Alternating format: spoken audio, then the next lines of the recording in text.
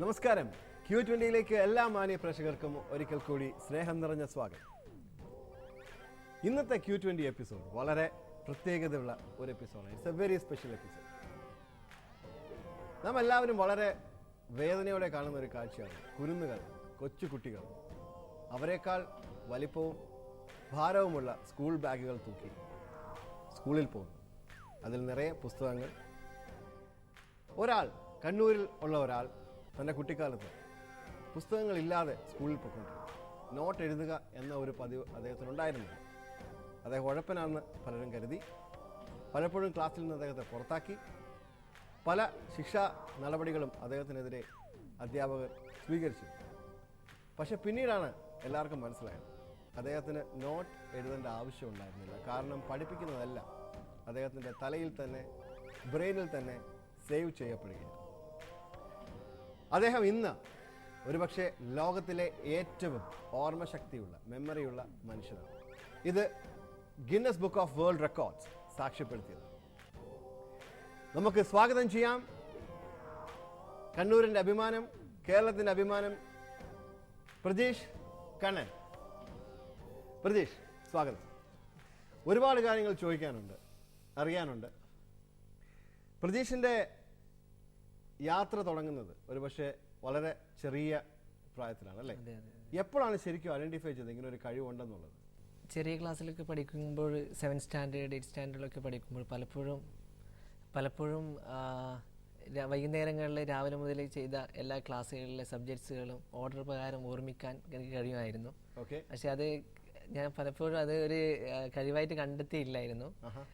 പിന്നീട് എല്ലാ എക്സാമുകളിലും നല്ല മാർക്ക്, ഹൈ മാർക്ക് ഉണ്ടാകും. ഒറ്റയ്ക്ക് കേട്ട, അതായത് ബുക്ക് വീട്ടിൽ പോയി പഠിക്കുന്ന രീതിയിൽ നിന്ന് മാറി ക്ലാസ്സിൽ കേട്ട അതേ കാര്യം ഓർഡർ പ്രകാരം. സ്കൂൾ ടീച്ചേഴ്സും സ്കൂളിലെ കുട്ടികളൊക്കെ ആദ്യം വിചാരിച്ചിരുന്ന പേരൻസിനോട് റിപ്പോർട്ട് ചെയ്തിട്ടുണ്ടാവുമല്ലോ, ക്ലാസ്സിൽ മര്യാദയ്ക്ക് നോട്ട്സ് ഒന്നും എഴുതുന്നില്ല, ബുക്സ് ഒന്നും ഇല്ലാതെ വരുന്നു എന്നല്ലേ. അപ്പൊ ആ സമയത്ത് എന്തായിരുന്നു അവരെ കൺവിൻസ് ചെയ്യാൻ എന്താ ചെയ്തത്? അപ്പോൾ അതായത് ഞാൻ സാധാരണ നോട്ട്ബുക്ക് ഒന്നും എഴുതാതിരിക്കുമ്പോൾ ടീച്ചേഴ്സ് സാധാരണ രീതിയിൽ ചോദിക്കുമല്ലോ. അപ്പോൾ പിന്നീട് വൈകുന്നേരങ്ങളിൽ ഇപ്പം എന്തെങ്കിലും ടീച്ചേഴ്സ് ചോദിക്കുകയായിരുന്നെങ്കിൽ ബുക്ക് എഴുതിയില്ലല്ലോ ചോദിച്ചാൽ അത് ഓർഡർ പ്രകാരം ടീച്ചർക്ക് പറഞ്ഞു കൊടുക്കുന്ന ലെവലിലേക്ക് എത്തിയിട്ടുണ്ടായിരുന്നു. പിന്നീട് SLC വരെ അത് കഴിഞ്ഞു. അപ്പോൾ ഞാൻ ശരിയായ കഴിവൊന്നും മനസ്സിലാക്കിയിട്ടുണ്ടായിരുന്നില്ല. അപ്പോൾ ഈ ഡിഗ്രിക്ക് പഠിക്കുമ്പോഴായിരുന്നു ഫസ്റ്റ് ഇയറും സെക്കൻഡ് ഇയർ എക്സാം എനിക്ക് എഴുതാൻ കഴിഞ്ഞില്ല, BCom എക്സാം. മൂന്നാമത്തെ വർഷം 24 എക്സാം ഒരുമിച്ച് എഴുതുകയും അപ്പോൾ കാലിക്കറ്റ് യൂണിവേഴ്സിറ്റിയിൽ ടോപ്പ് മാർക്ക് കിട്ടുകയും ചെയ്തിട്ടുണ്ടായിരുന്നു. 24 എക്സാം ഒരുമിച്ച് എഴുതിയിട്ടുണ്ട്. ഡിഗ്രിയുടെ ആദ്യത്തെ 2 വർഷം എഴുതായിരുന്നു. എനിക്കൊരു ജോബ് ഉണ്ടായിരുന്നു, എന്യൂമറേറ്റർ എന്നുള്ളൊരു പോസ്റ്റിൽ വർക്ക് ചെയ്തിട്ടുണ്ടായിരുന്നു. അപ്പോൾ എക്സാം എഴുതാൻ അപ്പോൾ കഴിഞ്ഞില്ല. അപ്പോൾ മൂന്നാമത്തെ വർഷം ഈ 24 എക്സാം ഒരുമിച്ച് എഴുതാൻ ശ്രമിച്ചു. ആകെ ഞാൻ 1 മാസവും 10 ദിവസവും മാത്രമാണ് എക്സാമിന് വേണ്ടിയിട്ട് ചെയ്തത്. അപ്പോൾ ടോപ്പ് മാർക്ക് ലഭിക്കുകയും. ഈ 24 എക്സാം ഒരുമിച്ച് എഴുതാൻ എത്ര നാൾ പഠിച്ചു? എക്സാമിന്റെ തലേന്നാളാണ് സാധാരണ രീതിയിൽ പഠിക്കാറുള്ളത്. നോക്കിയത്, ബുക്ക് നോക്കിയത്. കാരണം പറഞ്ഞാൽ എല്ലാ ടെക്സ്റ്റ് ബുക്കുകളും ഒന്ന് നിരത്തി നോക്കി. എനിക്കൊന്ന് ഒരു ടെക്സ്റ്റ് ബുക്ക് 150 പേജിൽ ഒരു ടെക്സ്റ്റ് ബുക്ക് പഠിക്കാൻ മാക്സിമം ഒരു 1.25 മണിക്കൂർ ആണ് ഞാൻ എടുത്തത്. എത്ര പേജ്?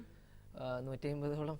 ബിസിനസ് മാനേജ്മെന്റ്, മാർക്കറ്റിംഗ്, 1.25 മണിക്കൂർ മാക്സിമം ഉണ്ടായിരുന്നു. MBA എത്ര നാളോട് ചെയ്ത് തീർത്തു? 2 ആഴ്ച കൊണ്ടോ? MBA ഞാൻ റെഗുലർ കോളേജിലായിരുന്നു പോയിട്ടുണ്ടായത്. അപ്പോൾ അവിടെയും ഇതേപോലെ തന്നെയായിരുന്നു, നല്ല രീതിയിൽ സ്കോർ ചെയ്യാൻ പറ്റിയിട്ടുണ്ടായിരുന്നു. കാരണം ഇതിൽ പ്രത്യേകത വെച്ചാൽ ഒരു ക്ലാസ്സിലിരിക്കുകയാണെങ്കിൽ എല്ലാം ഓർഡർ പ്രകാരം ഓർമ്മിച്ച് വെക്കാൻ വേണ്ടിയിട്ട് കഴിക്കുന്നതാണ്. ഞാൻ പലപ്പോഴും ചെയ്യുന്നൊരു കാര്യമാണ്, എനിക്കൊരു കോൾ വരുമ്പോൾ ആൾക്കാർ വരും, ആ നമ്പർ, ശ്രീദത്ത നമ്പർ ഒന്ന് എഴുതി എടുത്തോളൂ, അല്ലെങ്കിൽ ഒന്ന് നോട്ട് ചെയ്തോളൂ, അല്ലെങ്കിൽ ഓർമ്മ വെച്ചോളൂ. ഞാൻ പറയുന്ന SMS ആയിരിക്കും, എനിക്ക് ഓർമ്മ നിൽക്കില്ല. ഓക്കെ, അപ്പോൾ ഇതെങ്ങനെയാണ് ഇത്രയും ഡിസ്ട്രാക്ഷൻസ് ഉള്ളൊരു ലോകത്ത് നമ്മൾ ജീവിക്കുമ്പോൾ ഓർമ്മ? ഇപ്പോൾ വ്യൂവേഴ്സിന് തോന്നുന്നുണ്ടാവും എന്താണ് ഞങ്ങൾ സംസാരിക്കുന്നത്. ഒരു ചെറിയൊരു ഒരു സാമ്പിൾ നമുക്ക് അവർക്ക് കൊടുക്കാം. ഞാൻ ചെയ്യാൻ പോകുന്നത്, എൻ്റെ കയ്യിൽ ഈ ഷീറ്റിൽ 40 പേരുകൾ, അതായത് ഡിഫറെൻറ്റ് സ്ഥലങ്ങളുടെ പേരുകൾ. സാധാരണ ഇവിടെ Q20 20 ചോദ്യങ്ങളാണുള്ളത്, ഞങ്ങളത് ഇരട്ടിയാക്കുക. ഓക്കെ, 40. ഇതൊരു മിക്സ് ചെയ്ത് ഞാൻ എഴുതിയിരിക്കുന്നുണ്ട്. അതായത് ചില ഗ്രാമങ്ങൾ, ചില സ്റ്റേറ്റിൻ്റെ പേരുകൾ, ചില രാജ്യങ്ങളുടെ പേരുകൾ എല്ലാം മിക്സ് ചെയ്തിട്ടിരിക്കുകയാണ്. ഞാൻ ഒന്ന് വായിക്കാതെ. അപ്പം ഞാനിപ്പോൾ വായിക്കാൻ പോകുന്നത്, പ്രജീഷ് ഒരു 30 സെക്കൻഡ് അത് പ്രോസസ്സ് ചെയ്തതിന് ശേഷം അതേ ഓർഡറിൽ ആ 40 പേരുകളും അദ്ദേഹം മെമ്മറൈസ് ചെയ്ത് നമ്മോട് പറയാൻ പോകും. ഞാൻ വായിക്കട്ടെ? ഓ, ആയിക്കോട്ടെ. Okay. Kollur, Almaty, Maharashtra, Kattakada, Taiwan, Venmani, Pachalam, Kottayam, Amsterdam, Tirur, south Korea, Chinnakada, Payyanur, Chalakudy, south Africa, Kumily, Sri Lanka, Poovanthuruthu, T Nagar, New Delhi, Goa, Punjab, Vellore, Baghdad, Pilathara, Kandoth, Kumbla, Gandhinagar, Thiruvananthapuram, Kudappanakunnu, Ettumanoor, Tripunithura, Pappanamcode, Jamaica, Ooty, Nedumangad, Kanjirappally, Guntur, Kundara, Dhaka. ഇത് എന്നോട് 4 എണ്ണം ചോദിച്ചപ്പോൾ എനിക്ക് ഓർമ്മയുണ്ടാവില്ല. അപ്പം പ്രോസസ് ചെയ്യാനല്ലേ 30 സെക്കൻഡ് എടുത്തോളൂ.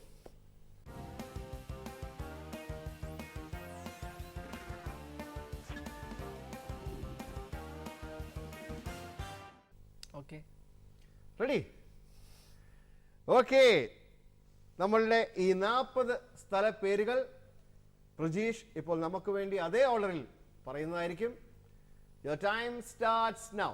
കൊല്ലൂർ, അൽമാറ്റി, ആ, മഹാരാഷ്ട്ര, കാട്ടാക്കട, തായ്വാൻ, വെൺമണി, ആ, പച്ചാളം, ആ, കോട്ടയം, ആഹാ, ആംസ്റ്റർഡാം, ഉം, Tirur, yes, south Korea, yes, Chinnakada, ആ, പയ്യന്നൂർ, ആ, ചാലക്കുടി, ആ, സൗത്ത് ആഫ്രിക്ക, ഉം, കുമളി, ഉം, ശ്രീലങ്ക, ആ, Poovanthuruthu, yes, T Nagar, yes, New Delhi, yes, Goa, yes, Punjab, Vellore, Baghdad, yeah, Pilathara, ആ, കണ്ടോത്ത്, ആ, കുമ്പള, ആ, ഗാന്ധിനഗർ, ആ, തിരുവനന്തപുരം, ആ, കുടപ്പനക്കുന്ന്, ആ, ഏറ്റുമാനൂർ, ആ, തൃപ്പൂണിത്തറ, ആ, പാപ്പനംകോട്, ആ, ജമൈക്ക, ആ, ഊട്ടി, ആ, നെടുമങ്ങാട്, ആ, കാഞ്ഞിരപ്പള്ളി, ആ, ഗുണ്ടൂർ, ആ, കുണ്ടറ, ആ. ധാക്ക. Wow! പക്ഷെ ഇതെങ്ങനെ സാധിക്കുന്നു? അല്ല, ഞാൻ ആലോചിക്കട്ടെ, ഇതിന്റെ ഒരു 10% എനിക്ക് കിട്ടിയിരുന്നെങ്കിൽ എനിക്ക് ഞാൻ കാണുന്ന വ്യൂവേഴ്സ് അത് തന്നെയായിരിക്കും വിചാരിക്കുക. അവർക്ക് ഇതിന്റെ ടെക്നിക്സ് എന്തൊക്കെയാണെന്ന് ഒന്ന് അറിഞ്ഞാൽ കൊള്ളാം. എങ്ങനെയാണ് ഇത് സാധാരണക്കാരെ കൊണ്ട് ഇതൊരു വെരി സ്പെഷ്യൽ ടാലന്റ് ആണോ, അതോ ഒരു ആവറേജ് എബിലിറ്റി ഉള്ള ആൾക്കും പ്രാക്ടീസ് കൊണ്ട് ഇത് സാധിക്കുന്നതാണോ? ആ ഒരു ചോദ്യത്തിന് ആദ്യം മറുപടി പറയും. എങ്ങനെയാണ് ഇത് സാധാരണക്കാരെ കൊണ്ട് പറ്റും? സാധാരണ വ്യക്തിക്കും പറ്റും. അതെ, അതായത് ഞാൻ ഏകദേശം ഇത് പ്രാക്ടീസ് ചെയ്യുന്നതിന് വേണ്ടിയിട്ട് ഈ ഒരു കോഡിംഗ് ടെക്നിക്സ് എന്നുള്ള ടെക്നിക്ക് ഉപയോഗിച്ചിട്ടുണ്ടായിരുന്നത്. അതിനുവേണ്ടി ഏകദേശം ഞാൻ പറയുന്നത് ചിലപ്പോൾ 24 മണിക്കൂറിൽ 4 മണിക്കൂർ മാത്രം ഉറങ്ങി 18 മണിക്കൂറും പ്രാക്ടീസ് ചെയ്യാൻ വേണ്ടിയിട്ട് ഞാൻ ശ്രമിച്ചിട്ടുണ്ടായിരുന്നു.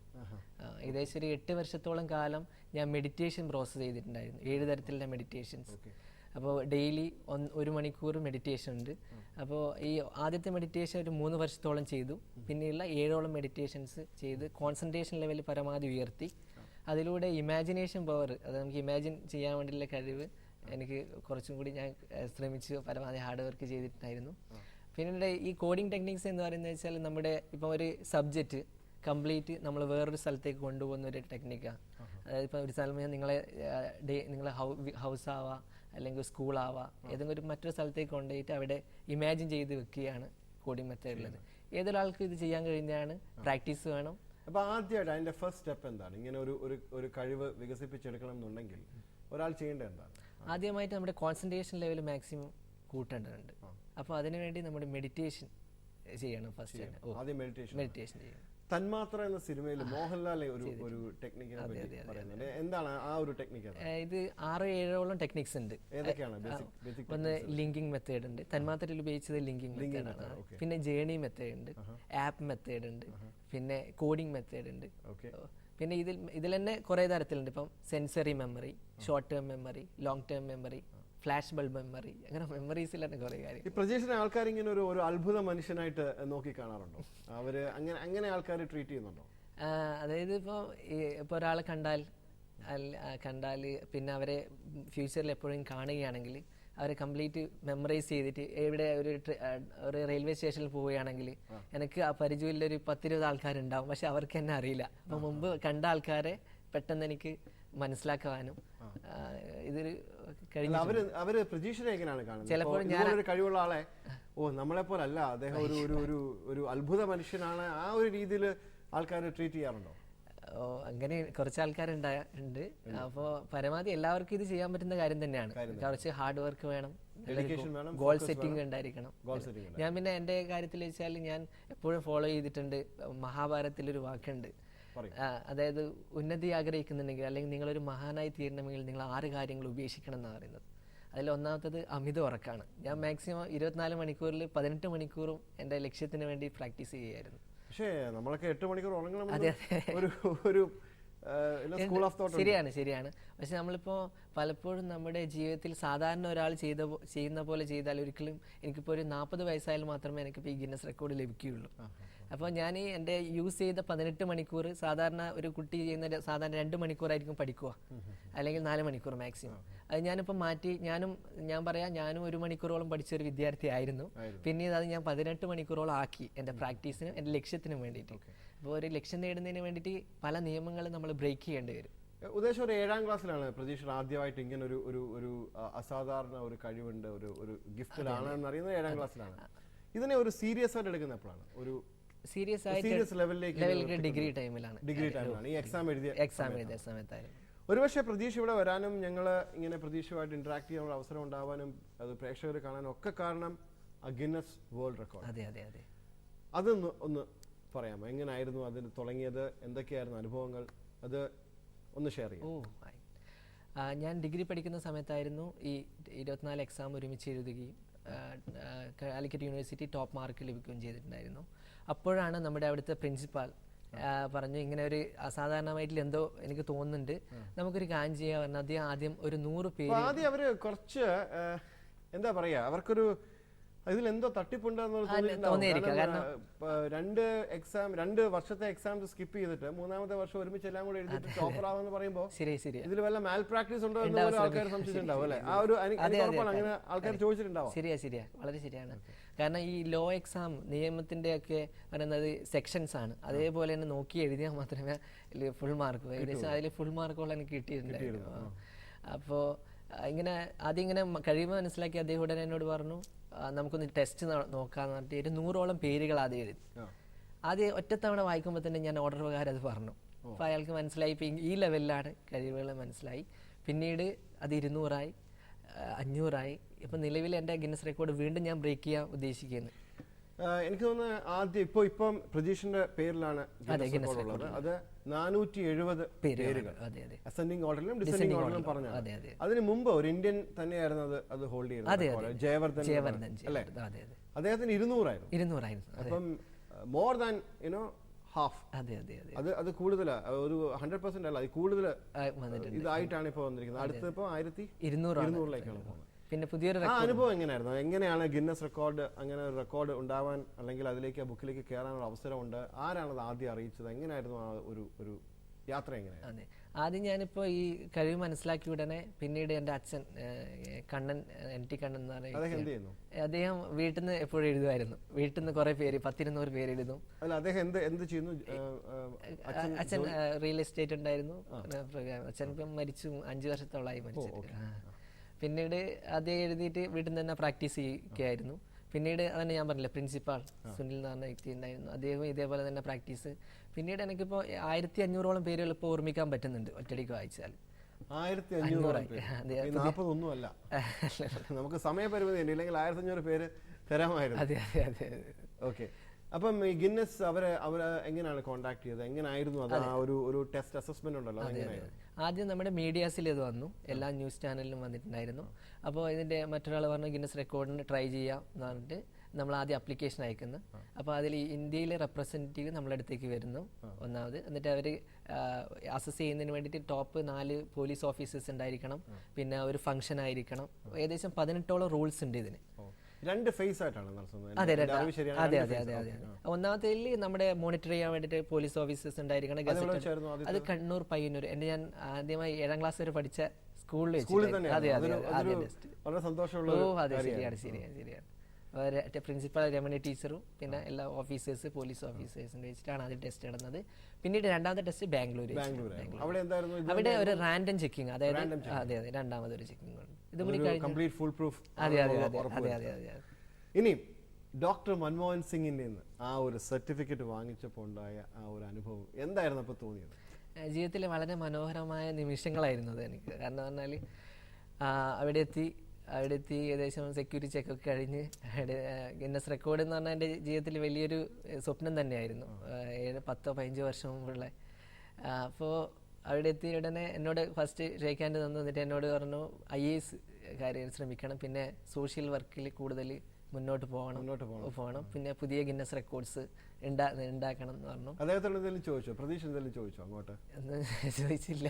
ഇങ്ങോട്ട് അതെ ഒരു 15 മിനിറ്റോളം ഇങ്ങോട്ട് സംസാരിച്ചു ഈ കാര്യങ്ങളൊക്കെ. സോഷ്യൽ വർക്കിൽ കൂടുതൽ വിദ്യാർത്ഥികൾ എഡ്യൂക്കേഷൻ ഫീൽഡിൽ താഴെയുള്ള കുട്ടികളെ മുന്നിലേക്ക് കൊണ്ടുവരാൻ വേണ്ടിയിട്ട് ശ്രമിക്കണം. എനിക്ക് തോന്നുന്നു അദ്ദേഹം പറഞ്ഞ ഒരു കാര്യം പ്രതീക്ഷ സീരിയസ് ആയിട്ട് എടുത്തു. ഇപ്പോൾ IAS ആസ്പിറന്റ് ആണ്. അതെ IAS ഉണ്ട്.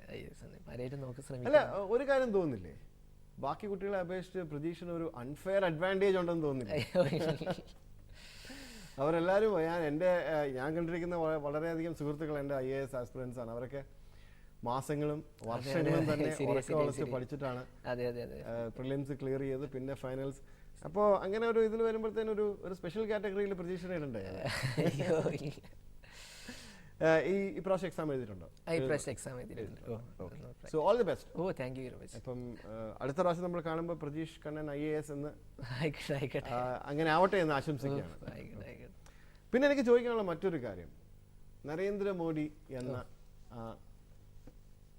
എന്ന മഹാനായ മനുഷ്യനുമായിട്ട് ഉള്ള മഹാനെന്ന് പറയാൻ കാര്യം, നമ്മളൊരു വേവ്സ് സൃഷ്ടിച്ച ഒരാളാണ്. നിങ്ങളെപ്പോലുള്ള ഒരുപാട് ടാലന്റഡ് ആയിട്ടുള്ള യങ്സ്റ്റേഴ്സിനെ അദ്ദേഹം കണ്ടെത്തുകയും നേരിട്ട് ഇന്ററാക്ട് ചെയ്യുകയും ഒക്കെ ചെയ്യുന്നത് നമുക്ക് ഈ ചെറിയൊരു കാലഘട്ടത്തിൽ അറിഞ്ഞ കാര്യമാണ്.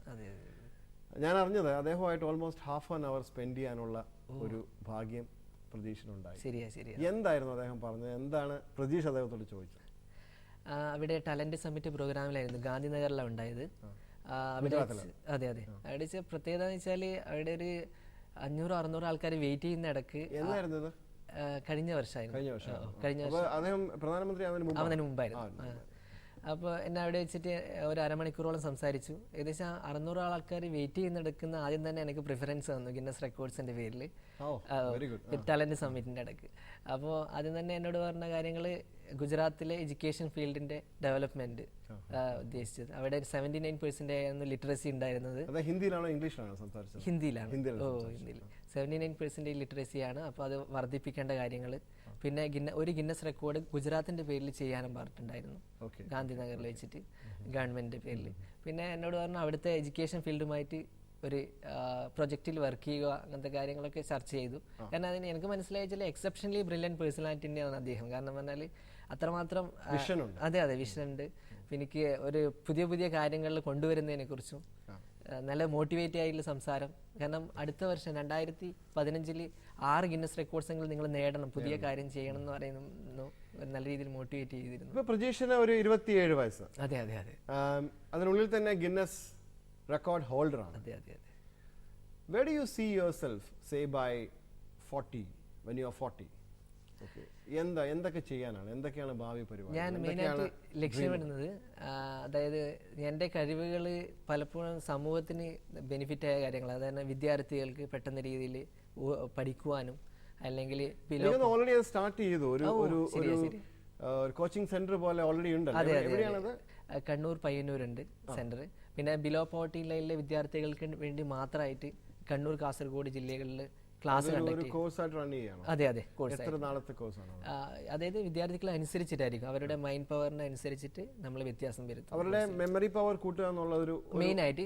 അത് മാത്രം പിന്നെ സോഫ്റ്റ് സ്കിൽ ട്രെയിനിങ് അതെ സോഫ്റ്റ് സ്കിൽ ട്രെയിനിങ്ങും കൊടുക്കുന്നുണ്ട്. ബിലോ പോവർട്ടി ലൈൻ വിദ്യാർത്ഥികൾക്ക് കാര്യമായിട്ട് നമ്മൾ പ്രിഫറൻസ് കൊടുക്കുന്നത്, കാരണം അവരെ മുകളിലേക്ക് കൊണ്ടുവരാൻ ലക്ഷ്യം.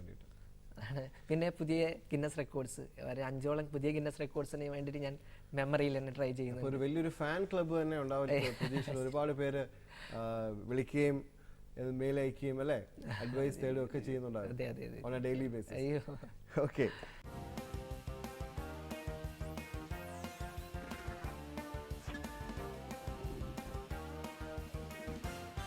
പ്രജീഷ്, പിന്നെ എനിക്ക് പേഴ്സണലായിട്ടുള്ള ഒരു പ്രശ്നം, അത് ഒരുപാട് പേർക്കുള്ളൊരു പ്രശ്നമാണ്. നമ്മൾ പഠിക്കുന്നു, അല്ലെങ്കിൽ ഒരു കാര്യം വായിക്കുന്നു, ഒരു കാര്യം കേൾക്കുന്നു, ഒരു കാര്യം കാണുന്നു, അത് മനസ്സിൽ നിൽക്കുന്നു. ചില കാര്യങ്ങൾ അത് എത്ര വർഷമായാലും മനസ്സിൽ തന്നെ നിൽക്കും. ചില കാര്യങ്ങൾ നമ്മൾ മറക്കുന്നു. അപ്പം ഒരു മെമ്മറി ടെക്നിക്ക് വഴി നമ്മളത് അബ്സോർവ് ചെയ്ത് കഴിഞ്ഞാൽ എത്ര നാളാണ് അതിൻ്റെ കാലാവധി? നമുക്കത് എന്നേക്കുമായി നമ്മളുടെ ആയുസ്സുള്ളിടത്തോളം കാലം അത് നിലനിർത്താൻ കഴിയുമോ, അതോ അതിനൊരു ഷെൽഫ് ലൈഫ് ഉണ്ടോ? ഞാൻ ഇത് പറഞ്ഞ പോലെ സെൻസറി മെമ്മറി പറയുന്നത് പെട്ടെന്ന് നമ്മൾ ഓർമ്മിക്കുന്നതിന്, നമ്മളിപ്പോൾ ഒരു ഫോൺ നമ്പർ ജസ്റ്റ് ഒന്ന് നോക്കി അപ്പോൾ തന്നെ നമ്മൾ ചെയ്യുന്നതിന് വേണ്ടിയിട്ട്, അല്ലെങ്കിൽ ഒരു 2-3 കാര്യങ്ങൾ പെട്ടെന്നുള്ളതിന് വേണ്ടി. ഷോർട്ട് ടൈം മെമ്മറിയിൽ കുറച്ചും കൂടി കാര്യങ്ങൾ പോകും. അതായത് പറഞ്ഞാൽ ഗ്രൂപ്പിംഗ് ഒക്കെ നടക്കും. നമ്മളിപ്പോൾ വലിയൊരു നമ്പറൊക്കെ ആണെങ്കിൽ അത് 3ആയി ഭാഗിച്ചിട്ട് നമ്മൾ ഓർമ്മിക്കുന്നുണ്ട്. അപ്പോൾ അതും കുറച്ച് സമയത്തേക്ക് മാത്രമാണ്. പിന്നെ വരുന്നത് long term memory. Long term memory പറയുമ്പോൾ നമ്മുടെ ഉള്ളിലേക്ക് പോയി പിന്നെ റിപ്പീറ്റ് ചെയ്യുന്ന കാര്യങ്ങൾ ഫ്യൂച്ചറിൽ നമ്മൾ വീണ്ടും അത് ഓർമ്മിച്ച് വെക്കുന്നുണ്ട്. പിന്നെ ഫ്ലാഷ് ട്യൂബ് മെമ്മറി, ആ മെമ്മറി പറയുന്നത് പെട്ടെന്നുള്ള ഇപ്പോൾ ഒരാൾ മരണം ഒരിക്കലും നമ്മളത് മറക്കുന്നില്ല. അത് കാരണം ഒരു ചെറിയ ഇതിൽ തന്നെ ഓർമ്മിച്ച് പിന്നെ ഫ്യൂച്ചറിലേക്ക് വെക്കുന്നതാണ്. ഇപ്പോൾ കുറച്ചുകൂടെ നമ്മൾ ഫോക്കസ് ആയിട്ട് അതിനെ നോക്കുകയാണെങ്കിൽ ഇപ്പം സ്റ്റഡീസ്, പഠനം, പഠിക്കുന്ന കാര്യങ്ങൾ, ഇപ്പോൾ അത് ക്ലാസ്സിൽ നമ്മൾ സാധാരണ അക്കാഡമിക്സ് ആവട്ടെ, അല്ലെങ്കിൽ ഒരു കോമ്പറ്റേറ്റീവ് എക്സാമിന് പ്രിപ്പയർ ചെയ്യുന്നതാവട്ടെ, അല്ലെങ്കിൽ IAS പോലുള്ള ഹൈലി കോമ്പറ്റേറ്റീവ് ആയിട്ടുള്ള എക്സാമിന് പ്രിപ്പയർ ചെയ്യുന്നതാവട്ടെ, അങ്ങനെയുള്ള കാര്യങ്ങൾ പഠിക്കുന്നതിൻ്റെ ആ ഓർമ്മ കൂട്ടാൻ, അല്ലെങ്കിൽ അതിൻ്റെ ആ ഒരു ഓർമ്മ നിലനിൽക്കുന്ന കാലാവധി കൂട്ടാൻ എന്തെങ്കിലും ഒരു മാർഗമുണ്ടോ? ഇത് മെയിനായിട്ട് കോഡിംഗ് ടെക്നിക്സാണ്. കോഡിംഗ് അത് മാത്രം ഒന്ന് എക്സ്പ്ലെയിൻ ചെയ്യുമോ, എന്താണ് കോഡിംഗ് എന്ന് പറയുന്നത് വെച്ചാൽ നമ്മളിപ്പോൾ ഒരു ചാപ്റ്റർ മാർക്കറ്റിംഗ് മാനേജ്മെൻറ്റിലെ ഫസ്റ്റ് ചാപ്റ്ററിൽ മാർക്കറ്റിംഗിൽ ഒരു ടോട്ടൽ ഒരു 20 പേജസ് ഉണ്ടെങ്കിൽ ഈ 20 പേജസും ഫസ്റ്റ് ചാപ്റ്റർ കംപ്ലീറ്റ് നമ്മൾ ഒരു സ്ഥലത്തേക്ക് കൊണ്ടുപോകുന്നതാണ്. അതായത് ഇപ്പം എൻ്റെ വീട്ടിലേക്കായിരിക്കാം, വീട്ടിൽ സിറ്റ് ഔട്ട്, ഹാള്, റൂമിലേക്ക് കൊണ്ടുപോകുന്നത് ഇമാജിനേഷനാണ് കംപ്ലീറ്റ്. അതായത് അതിലെ ഓരോ പോയിന്റ്സും നമ്മൾ അവിടെ പോകുന്നു. എക്സാമിന് നമ്മൾ പോയിട്ട് എക്സാം എഴുതുമ്പോൾ നമ്മൾ ആദ്യത്തെ ക്വസ്റ്റ്യൻ വരുമ്പോൾ നമ്മൾ നേരെ പോകും നമ്മൾ സിറ്റ് ഔട്ടിലേക്ക് ഒരു കാര്യമായിട്ട് ലിങ്ക് ചെയ്ത്. അതെ അത് കംപ്ലീറ്റ് ഇമാജിനേഷൻ പവർ ഉണ്ടെങ്കിൽ മാത്രമേ നമുക്ക് ഇത് കൃത്യമായി ചെയ്യാൻ പറ്റുള്ളൂ. പിന്നെ ഒരു കാര്യം ചോദിക്കാനുള്ളത്, ഈ ഫോട്ടോഗ്രാഫിക് മെമ്മറി എന്ന് കേട്ടിട്ടുണ്ട്. അതായത് world class chess players, for example Viswanathan Anand, അദ്ദേഹം ഇപ്പം ഒരു 58 മൂവ് കഴിഞ്ഞിട്ട് ഒരു ബ്രേക്ക് എടുത്ത ഒരു റെസ്റ്റ് റൂമിൽ പോവോ അല്ലെങ്കിൽ ഒരു വെള്ളം കുടിക്കാൻ പോവോ എന്ന് ചെയ്ത് കഴിഞ്ഞാലും ആ 58 മൂവും അത് അദ്ദേഹത്തിൻ്റെയും എതിരാളിയുടെയും ഫുള്ള് അദ്ദേഹത്തിൻ്റെ മനസ്സിലിങ്ങനെ ഫോട്ടോഗ്രാഫിക്കായിട്ട് എങ്ങോട്ട് മാറി എന്നുള്ളത്, അതും ഒരു എക്സ്ട്രാ ഓർഡിനറി ടാലൻ്റ് ആണോ, അതോ ഡെവലപ്പ് ചെയ്തെടുക്കാവുന്ന ഒരു കഴിവോ? ഡെവലപ്പ് ചെയ്യാൻ പറ്റുന്നത് തന്നെയാണ്.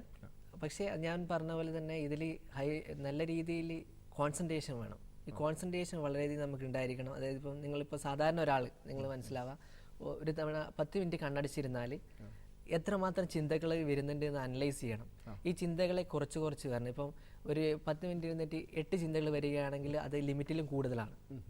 അത് 20 ചിന്തകളിന് മുകളിലാണ്, വളരെ വിഷമാണത് അദ്ദേഹത്തിന്. അപ്പോൾ ഈ ചിന്തകളെ കുറച്ച് വരണം. അതിലേക്ക് 1 or 2 ആയിട്ട് മാറ്റിയെടുക്കുമ്പോഴാണ് നമ്മളുടെ കോൺസെൻട്രേഷൻ ലെവൽ വളരെയധികം കൂടുന്നത്. എനിക്ക് വേറൊരു കാര്യം അറിയാനുള്ളത്, ഇത് മെമ്മറിയാണ്. നമ്മളൊരു കാര്യം കാണുന്നു, അത് സേവ് ചെയ്യുന്നു, സ്റ്റോർ ചെയ്യുന്നു. പഠനത്തെ സംബന്ധിച്ചോളം when you apply that in studies, പലപ്പോഴും മെമ്മറൈസ് ചെയ്യുന്നു, മഗ്അപ്പ് ചെയ്യുന്നു, അത് എന്നിട്ട് എക്സാമിൽ എഴുതി വെക്കുന്നു എന്നൊരു ഒരു കംപ്ലൈന്റ് അല്ലെങ്കിൽ ഒരു വലിയൊരു പ്രശ്നം തന്നെ ഉണ്ട്. It's A fact. അപ്പോൾ ഈ ഒരു മെമ്മറി കൂട്ടുന്ന ഒരു ടെക്നിക്ക് അല്ലെങ്കിൽ മെമ്മറൈസ് ചെയ്യാന്ന് പറയുമ്പോൾ ഒരു കോൺസെപ്റ്റ് അത് മനസ്സിലാക്കി അത് ശരിക്ക് മനസ്സിൽ വെച്ച് എക്സ്പ്ലെയിൻ ചെയ്യുന്ന ആ രീതിക്ക് അവിടെ ഒരു കോൺട്രഡിക്ഷൻ കാണുന്നുണ്ടോ? ശരിയാണ് നിങ്ങൾ പറഞ്ഞത്. ഒരു കാര്യം മനസ്സിലാക്കിയിട്ട് തന്നെ പഠിക്കണം എന്നാണ് എല്ലാവരും ആഗ്രഹിക്കുന്നത്. പക്ഷേ അപ്പോൾ നമ്മളൊരു എക്സാമിന് പ്രിപ്പയർ ചെയ്യുമ്പോൾ കൂടുതൽ സമയം ഉണ്ടാവണമെന്നില്ല. പിന്നെ എല്ലാം ക്ലിയർ ആക്കണം. പിന്നെ ഒരു 95% നമുക്ക് മാർക്ക് സ്കോർ ചെയ്യണം. അപ്പോൾ ഇത് മാർക്ക് സ്കോർ ചെയ്യാനുള്ള ഒരു ഇതായിട്ട് അതും ഈ കോഡിംഗ് ടെക്നിക്സ് കാര്യമായിട്ട് പറയുന്നത് വെച്ചാൽ നിങ്ങൾ ആ പഠിച്ച കാര്യങ്ങൾ അതേപോലെ ഒരു സ്ഥലത്ത് വെക്കുന്നു, അതേപോലെ നോക്കി എഴുതുന്നു. ഇത് മാത്രമാണ് കോഡിങ്ങിലുള്ളത്. ജേണി മെത്തേഡും ഇതേപോലെ തന്നെയാണ്. ഒരു പ്ലേസ് നിങ്ങൾക്ക് ഇഷ്ടപ്പെടുത്ത ഒരു സ്ഥലത്തിൽ നമ്മൾ ഐറ്റം ചൂസ് അവിടെ വെക്കുന്നു, എന്നിട്ട് അവിടെ നിന്ന് എടുത്തിട്ട് നമ്മൾ എഴുതുന്ന രീതി. ലിങ്കിങ് മെത്തേഡും തന്മാത്രയിൽ പറഞ്ഞ പോലെ ലിങ്കിങ് മെത്തേഡ്, ആപ്പ് മെത്തേഡ്, ഇതൊക്കെ ഇത് തന്നെയാണ്. ഓക്കെ, ഞാൻ വേറെ കാര്യം ചോദിക്കട്ടെ. എന്തെങ്കിലും നെഗറ്റീവായിട്ട് ഈ ഒരു ലൈഫ് തന്നെ വേറെ രീതിയിലാണ് അല്ലേ, ചിന്തകളെയൊക്കെ മാറ്റി നിർത്തി ഫോക്കസ് ചെയ്ത് എന്തെങ്കിലും നെഗറ്റീവായിട്ട് നെഗറ്റീവ് എന്ന് ഞാൻ പറയില്ല, പോസിറ്റീവ് അല്ലാത്ത എന്തെങ്കിലും. Okay. It need not be negative, but then something which has an contributed because of this. അത്ര സുഖകരമല്ലാത്ത അല്ലെങ്കിൽ അത്ര ആവശ്യമില്ലാത്ത എന്തെങ്കിലും ഒരു എന്തെങ്കിലും ഒരു സൈഡ് എഫക്റ്റ് ഉണ്ടല്ലോ, അങ്ങനെ എന്തെങ്കിലും തോന്നിയിട്ടുണ്ട്? എനിക്ക് എഫക്ട് ചെയ്ത വെച്ചാൽ ഇപ്പം ഒരു വേദനാകരമായുള്ള ഒരു കാര്യം നമ്മൾ കുടുംബത്തിലോ അല്ലെങ്കിൽ നടന്നാൽ പിന്നെ ഒരിക്കലും അത് മറക്കുന്നില്ല, മുമ്പിൽ അതേപോലെ തന്നെ എനിക്ക് എപ്പോഴും വേണമെങ്കിൽ ഒരു കാണുന്ന രീതിയിലേക്കാണ്. അപ്പം നമ്മൾ വീണ്ടും വിഷമം, അതായത് മറക്കാൻ നമ്മൾ ചിന്തകളെ ബ്ലോക്ക് ചെയ്യാൻ നമ്മൾ പ്രാക്ടീസ് ചെയ്യുന്നുണ്ട്. അപ്പോൾ ആ ചിന്തയും ബ്ലോക്ക് ചെയ്യാൻ. അതെ അതെ അതെ, പ്രശ്നം ഇതല്ല. എന്നാലും നമ്മൾ, ഞാൻ പറഞ്ഞില്ലേ, മറക്കണം, കുറേ കാര്യങ്ങൾ മറക്കേണ്ടതുണ്ട് ഉണ്ടല്ലോ. അപ്പോൾ അത്ര പെട്ടെന്ന് എനിക്കിത് മറക്കാൻ കഴിയില്ല, അതൊരു പ്രശ്നം തന്നെയാണ്. കാരണം ആ കാര്യങ്ങൾ അതേപോലെ മുമ്പിലേക്ക് വരുന്ന ഒരു കാര്യമുണ്ട്, അതൊരു വിഷമമുള്ള ഒരു കാര്യം തന്നെയാണ്. അപ്പോൾ ഇങ്ങനെ ഒരു എക്സ്ട്രാ ഓർഡിനറി കഴിവ് അല്ലെങ്കിൽ ഇങ്ങനെ ഒരു കഴിവ്, അത് ദൈവം തന്നൊരു കഴിവ്, നമ്മൾ വളർത്തിയെടുത്തൊരു കഴിവ്. അപ്പോൾ നമുക്ക് പലപ്പോഴും ഇങ്ങനെ ഒരു എബിലിറ്റി ഉള്ളപ്പം നമുക്ക് കോൺഫിഡൻസ് കൂടും, അല്ലെങ്കിൽ നമ്മൾ അതിനെ വളരെ അധികം യൂസ് ചെയ്യും. അതെ അതെ അതെ, നമ്മളെല്ലാവരും മനുഷ്യരാണ്. അതെ അതെ. So it's quite natural for us to maybe get slightly over confident. അതെ അതെ അതെ, അത് എല്ലാവർക്കും സംഭവിക്കുന്ന കാര്യമാണ്. ശരിയാ. എന്തെങ്കിലും അങ്ങനെ, അതായത് ഈ ഒരു കഴിവിൽ ഒരു വിശ്വാസം കൊണ്ട് അല്ലെങ്കിൽ എന്നെ കൊണ്ട് ഇത് പറ്റുമെന്ന് കരുതിയിട്ട് എപ്പോഴെങ്കിലും ചെറിയ രീതിയിൽ അത് ബാക്ക് ഫയർ ചെയ്തിട്ടുള്ള അനുഭവങ്ങളെല്ലാം ഉണ്ടായിട്ടുണ്ട്? ഞാൻ പലപ്പോഴും, ഞാൻ പറയാലോ, കൃത്യമായിട്ട് ലക്ഷ്യങ്ങൾ, ഇപ്പോൾ short term goals, long term goals എഴുതി വെച്ചിട്ട് അത് ഫോളോ ചെയ്യുന്ന വ്യക്തിയാണ്. ഒരു ദിവസം മാക്സിമം ടൈം, ഇപ്പം ടോട്ടലി ഒരാൾക്ക് ഡേയ്സ് ഇപ്പോൾ 26,000 ദിവസമായിരിക്കാം, 60 വർഷം എന്ന് പറയുന്നത്. അപ്പോൾ 26,000 ദിവസത്തിൽ മാക്സിമം എങ്ങനെ യൂട്ടിലൈസ് ചെയ്യുക, ഒരു 24 മണിക്കൂറിൽ എങ്ങനെ 18 മണിക്കൂർ യൂട്ടിലൈസ് ചെയ്യുക, അതെൻ്റെ ലക്ഷ്യങ്ങൾ എങ്ങനെ നേടിയെടുക്കാം എന്നുള്ളതാണ് മെയിനായിട്ട്. ഇപ്പം ഞാൻ കണ്ടത് വെച്ചാൽ, ഇപ്പോൾ പല വിദ്യാർത്ഥികളും ഞാൻ കണ്ടത് തന്നെ ലക്ഷ്യബോധം കുറഞ്ഞു വരികയാണ് എനിക്ക് സംശയം. കാരണം അവർ എല്ലാം പ്ലാൻഡ് ആണ്. 6 മണിക്ക് എഴുന്നേൽക്കണം, പിന്നെ 1 മണിക്കൂർ പഠിക്കണം. ഇപ്പം ഇത് കംപ്ലീറ്റ് ബ്രേക്ക് ദ റൂൾസ് എന്നാണ്. അതായത് കംപ്ലീറ്റ് ഒഴിവാണ്. നമ്മൾ 6 മണിക്ക് എഴുന്നേൽക്കുന്ന ഒരു സമയം 3 മണിക്ക് എഴുന്നേൽക്കേണ്ടി വരും. 10 മണിക്കൂർ ഉറങ്ങുന്നത് ഒരു സമയം 12 മണിക്ക് ഉറങ്ങേണ്ടി വരും. കാരണം 3 മണിക്കൂർ ഉറക്കാൻ പറ്റൂല ചില സമയത്ത് നമ്മളെ ലക്ഷ്യങ്ങൾ നേടിയെടുക്കുന്നതിന് വേണ്ടിയിട്ട്. അപ്പം എൻ്റെ അഭിപ്രായത്തിൽ ഞാൻ ലക്ഷ്യങ്ങളെ നോക്കി ഗോൾ സെറ്റ് ചെയ്ത് അതിനുവേണ്ടി ഹാർഡ് വർക്ക് ചെയ്ത് നേടുന്നതാണ്. അപ്പം എനിക്കൊരു പലപ്പോഴും എനിക്ക് തോന്നിയിട്ടില്ല ഇത് സംഭവം നെഗറ്റീവായിട്ട് ഒന്നും ഇതുവരെ ഇല്ല. ഒരു ഓവർ കോൺഫിഡന്റ് ആവുന്ന ഒരു പ്രശ്നം, കാരണം നമ്മൾ എന്തുമാത്രം വർക്ക് ചെയ്യുന്നുള്ള നമുക്ക്. അതെ അതെ അതെ അതെ അതെ, അതിന് ഹാർഡ് വർക്ക് ഉണ്ട് അതിന്റെ പിന്നിൽ കുറെ. ഇപ്പം മെഡിറ്റേഷനെ പറ്റി പറഞ്ഞു, അതൊരു പ്രധാന ഘടകമാണ്. ഇപ്പം അങ്ങനെ ഒരാൾ അങ്ങനെ ആകാൻ ആഗ്രഹിക്കുന്നുണ്ടെങ്കിൽ അതാണ് ആദ്യത്തെ സ്റ്റെപ്പ് എന്ന് പറഞ്ഞു.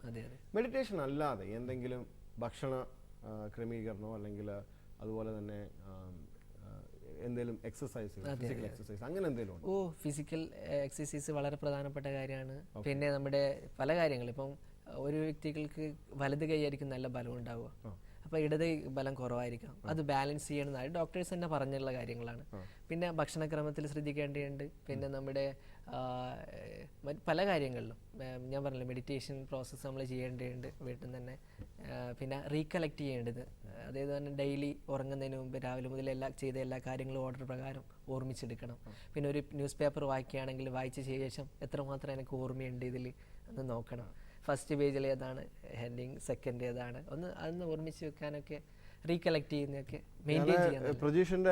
പ്രജീഷിന്റെ പേരൊന്ന് ഗൂഗിളിൽ ടൈപ്പ് ചെയ്തപ്പം എനിക്ക് തന്നെ അറിയില്ല എത്ര റിസൾട്ട്സ് ആണ് വരുന്നത്. ഒരുപാട് റിസൾട്ട്സ് ഈ ഒരു ചെറിയ പ്രായത്തിൽ തന്നെ പല ഇതിലതിപ്പോൾ ഗിന്നസ് റെക്കോർഡാണ്. Of course that's the biggest achievement so far. അതല്ലാതെ ലിംക ബുക്ക് ഓഫ് റെക്കോർഡ്സിൽ പേരിന്റെ യുണീക്ക് ബുക്ക് ഓഫ് റെക്കോർഡ്സ്, പല ഫംഗ്ഷൻസും, പല പ്രമുഖരുടെയും കൂടെ പല ഫംഗ്ഷൻസ്, ഇതൊക്കെ ഉണ്ടെങ്കിലും ഇതിൽ ഏറ്റവും എന്താ പറയുക മെമ്മറബിൾ ആയിട്ടുള്ള മൊമെന്റ് ഏതായിരുന്നു? ഏറ്റവും പ്രധാനപ്പെട്ട മൊമെന്റ് ഞാൻ വിചാരിക്കുന്നത്, മനസ്സിൽ ഇതിനെപ്പറ്റി ആലോചിക്കുമ്പോൾ top of the mind recollection, നമ്മൾ മാർക്കറ്റിംഗിൽ പറയുന്ന പോലെ ആദ്യം വരുന്നത് എന്താണ് മനസ്സിലേക്ക്? ഫസ്റ്റ്ലി ഗിന്നസ് റെക്കോർഡ് കിട്ടുന്ന ആ മൊമെന്റ് എനിക്ക് ജീവിതത്തിലെ വളരെ പ്രധാനപ്പെട്ട ഒരു മൊമെന്റ് ആയിട്ടാണ് ഞാൻ കരുതുന്നത്. പിന്നെ ഞാൻ പറഞ്ഞല്ലോ, പ്രൈം മിനിസ്റ്റർ, പിന്നെ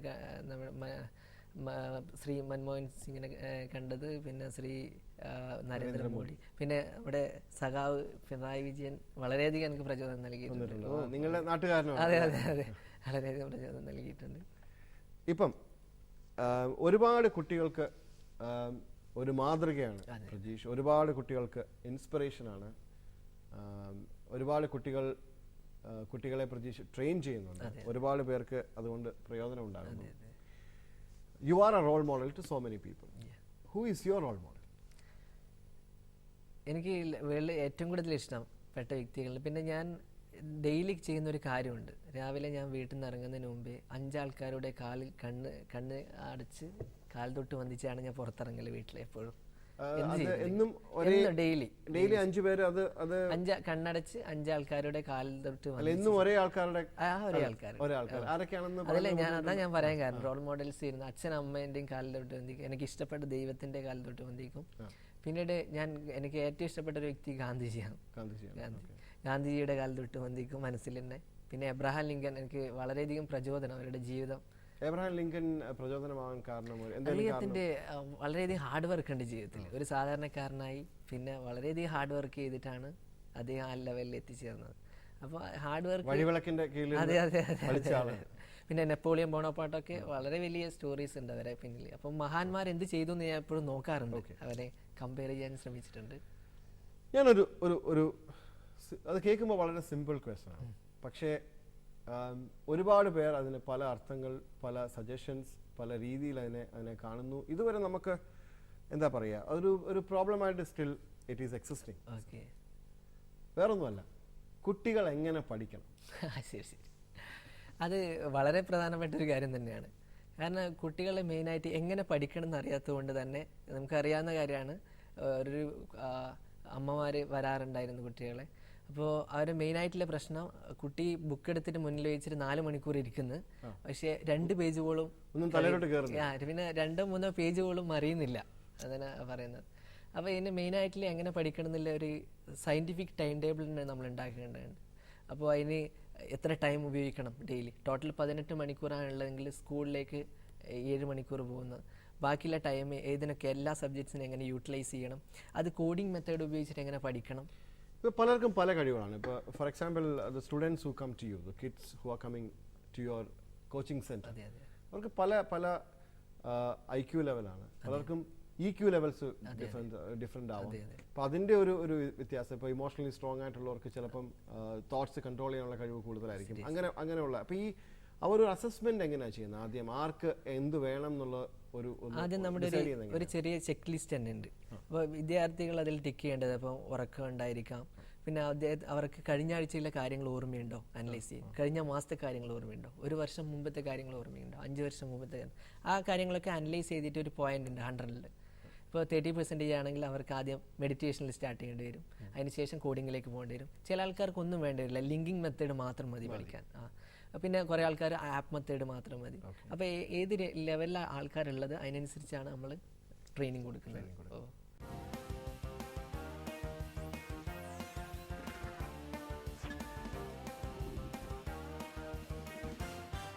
നമ്മൾ പ്രജീഷുമായിട്ടുള്ള ഈ ഒരു കോൺവെർസേഷൻ അത് തുടരും.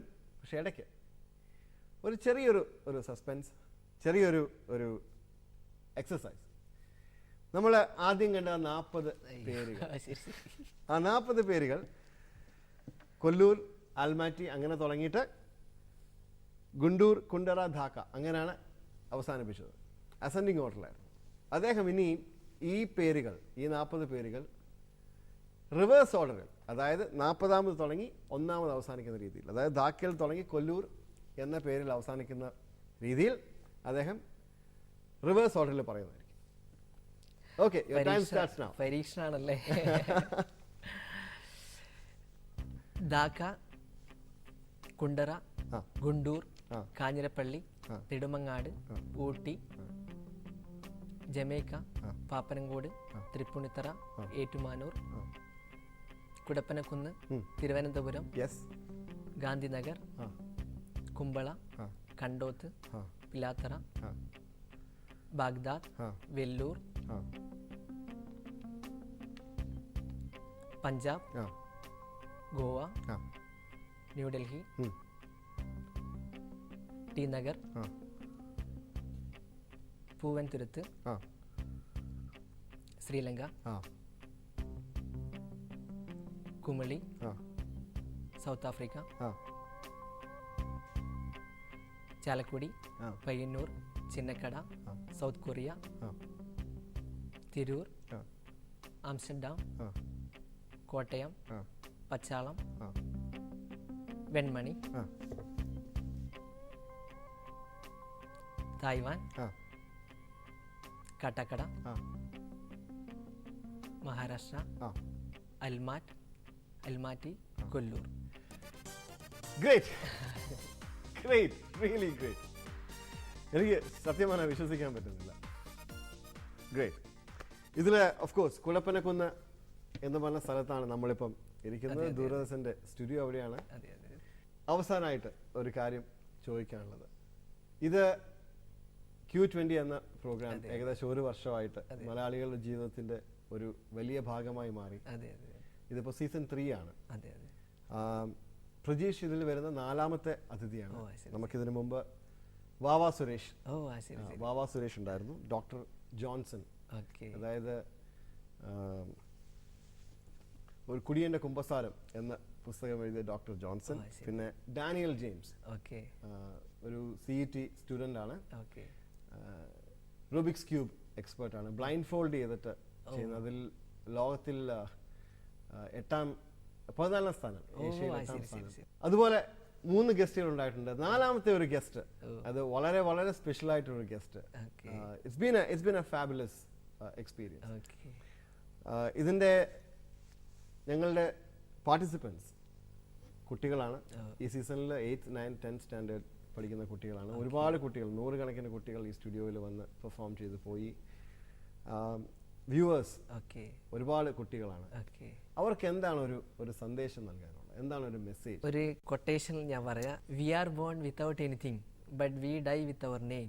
The name must not be a word, it must be a history. അതെ അതെ അതെ. Very good. നമ്മൾ ജനിക്കുമ്പോൾ നമ്മളെ ഒന്നും തന്നെ ഇല്ല, പക്ഷെ നമ്മൾ മരിക്കുമ്പോൾ നമ്മളെ കൂടെ ഒരു പേരുണ്ടാവും. ആ പേര് ഒരിക്കലും ഒരു വാക്കായി മാത്രം മാറ്റാൻ പാടില്ല, അതൊരു ചരിത്രമായി മാറ്റണം എന്നാണ് എൻ്റെ അഭിപ്രായം. പിന്നെ കൂടാതെ നമ്മുടെ വിദ്യാർത്ഥികൾ നിങ്ങളുടെ ലക്ഷ്യങ്ങൾ കണ്ടെത്തണം, ലക്ഷ്യങ്ങൾ നേടണം. അതിലൂടെ നമ്മുടെ കേരളത്തിൻ്റെ പേര് ലോകത്തിൻ്റെ നെറുകിലെത്താൻ ശ്രമിക്കണം എന്ന് ഞാൻ പറയുന്നു. എല്ലാവർക്കും എൻ്റെ വളരെ നന്ദി. ദൂരദർശന് എൻ്റെ നന്ദി. Thank you. ഇവിടെ ഇങ്ങനെ ഒരു കോൺവെർസേഷൻ, ഇങ്ങനെ കുറച്ച് സമയം പ്രതീക്ഷമായി ചിലവഴിക്കാൻ കഴിഞ്ഞതിൽ അത് എൻ്റെ ഭാഗ്യമായിട്ട് സന്തോഷമായിട്ട് ഞാൻ കരുതുന്നു. സമയം പോയത് അറിഞ്ഞതിൽ such a pleasurable experience. Already you achieve so much. ഒരുപാട് അച്ചീവ്മെൻറ്റ് ഉള്ള ആളാണ്. ഇനിയും ഒരുപാട് കൂടുതൽ അച്ചീവ് ചെയ്യാൻ ദൈവം അനുഗ്രഹിക്കട്ടെ. കൂടുതൽ ഉയരങ്ങൾ കീഴടക്കാൻ ദൈവം അനുഗ്രഹിക്കട്ടെ. അതുപോലെ തന്നെ കൂടുതൽ പേർക്ക് പ്രചോദനമാവാൻ ഇടയാവട്ടെ എന്ന് ആശംസിക്കുന്നു, പ്രാർത്ഥിക്കുന്നു. വളരെ നന്ദി, വളരെ നന്ദി.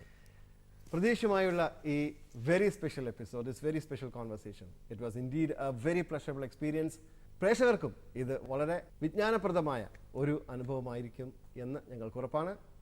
Q20 ഈ വളരെ പ്രത്യേകതയുള്ള ഈ എപ്പിസോഡ് ഇവിടെ അവസാനിക്കുന്നു. അടുത്ത എപ്പിസോഡിൽ കാണാം. നന്ദി, നമസ്കാരം.